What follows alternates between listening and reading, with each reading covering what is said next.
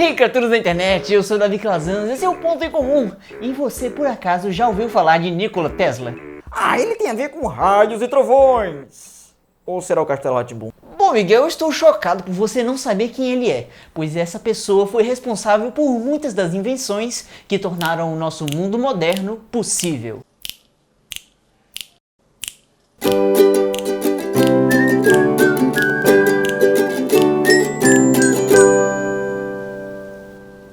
Em 1856, nasce Nikola Tesla, no então Império Austro-Húngaro, na atual Croácia. Era uma noite que chovia muito e que se iluminava brevemente com os raios daquela ocasião. Desde pequeno, o garoto Nikola se imergiu na biblioteca de seu pai, que era um padre da Igreja Ortodoxa. Ele queria que o seu filho seguisse a mesma carreira, pois ali, naquela época, havia dois caminhos principais na vida de um jovem, ou o meio militar ou o meio religioso. Contrariando o caminho mais tradicional e a vontade do seu pai, o menino Tesla se interessava mesmo era por engenharia e por causa disso não recebeu muito incentivo e apoio em sua escolha profissional. Isso até o momento em que ele contraiu cólera aos 17 anos e passou 9 meses de cama, chegando perto da morte algumas vezes. O que fez com que durante esse período de incertezas o seu pai lhe fizesse uma promessa. Caso sobrevivesse, ele iria bancar sua ida até uma universidade de engenharia. Um tempo depois de ter ficado totalmente recuperado, o rapaz passou a cursar engenharia mecânica e elétrica, na renomada Escola Politécnica Austríaca. No seu primeiro ano, ele teve uma performance acadêmica de alto nível e se demonstrou ser um ótimo aluno. O problema veio no seu segundo ano, em que discutiu com o professor porque acreditava que o uso de corrente alternada poderia melhorar o desempenho de geradores. Ainda naquele ano, ele perdeu sua bolsa de estudos e no ano seguinte decidiu sair do curso. Após alguns anos, ele estava apenas dando uma caminhada despretensiosa num parque com o seu amigo e, de repente, a solução para aquela discussão com o seu professor veio em mente. E então, rapidamente, ele pegou um graveto e fez um desenho na areia. Aquele seria o primeiro esboço de um motor de indução, que iria ainda mudar o mundo. Aquele motor daria utilidade para a corrente alternada, o que era algo muito diferente do que era usado na época, já que a corrente contínua reinava por todos os lugares. Por isso, não foi uma surpresa que, posteriormente, ele foi contratado por algumas empresas de energia elétrica para melhorar o desempenho de seus geradores de corrente contínua na Alemanha e na França, o que gerou uma boa oportunidade para o cientista. Nessas ocasiões, ele teve uma maior proximidade de gente com dinheiro o suficiente para tirar muitas de suas ideias do papel, o que não deu outra, e ele tentou de todo jeito convencer essas pessoas que o conceito de um motor de corrente alternada era uma excelente empreitada. Sendo que ele infelizmente não teve sucesso algum com essas pessoas. Ninguém queria saber desse motor. E foi aí que Tesla teve a coragem de se arriscar do outro lado do Atlântico, nos Estados Unidos, onde residia Thomas Edison, apenas o maior engenheiro elétrico do mundo. A viagem de navio foi difícil, pois ele ficou doente e foi roubado. Porém, ficou melhor e havia chegado finalmente ao seu destino. E ele era, naquele momento, um imigrante apenas com 4 centavos no bolso e alguns poucos pertences que sobraram. E dentre essas posses que ele ainda tinha, havia uma carta de recomendação de Charles Batchelor, um dos parceiros de negócios de Edison na Europa, que dizia o seguinte: "Meu querido Edison, eu conheço 2 grandes homens nessa vida.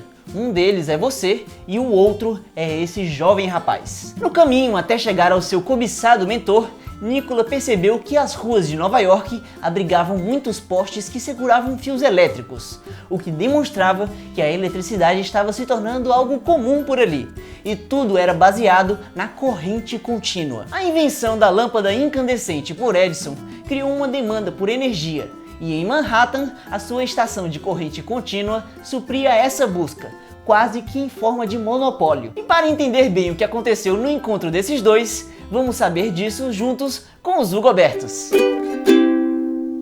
O jovem chegou no escritório do seu herói e, com uma carta de recomendação em mãos, ele começou a falar de sua experiência na área e os seus planos com a corrente alternada, que Thomas já tinha ouvido falar, mas ele não queria nem saber, pois isso cheirava a concorrência. Apesar disso, o garoto foi contratado, pois o seu empregador via algo diferente nele. Ambos inventores pareciam ser gênios, porém cada um com um estilo um pouco diferente. Tesla possuía uma educação formal e preferia planejar tudo perfeitamente antes de começar a construir algo. Já Edison era autodidata e preferia o método de tentativa e erro, e um dia as suas diferenças poderiam vir à tona. Certa vez, o seu patrão disse que o rapaz ganharia uma quantia de $50 mil caso conseguisse fazer melhorias nos geradores da empresa.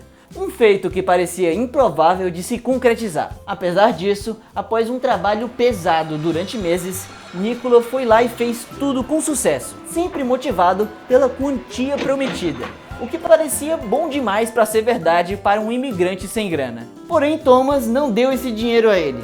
Disse que era apenas uma piada e que era só um pouco de humor americano, o que foi a gota d'água para Tesla, e logo em seguida pediu demissão. Bom, Gobertos, a notícia de que um talentoso engenheiro estava topando quase qualquer coisa para sobreviver se espalhou, e alguns investidores o abordaram. Porém, nunca ninguém queria saber de financiar o seu motor de corrente alternada. Até um dia em que ele conheceu o Sr. Brown, um investidor da companhia Western Union, e foi perguntado se o seu motor funcionaria para telégrafos. E ele disse que sim, sem revelar a real e mais grandiosa aplicação que ele tinha. Dessa maneira, o contrato foi fechado e agora ele possuía um laboratório a poucos quarteirões do escritório de seu ex-chefe.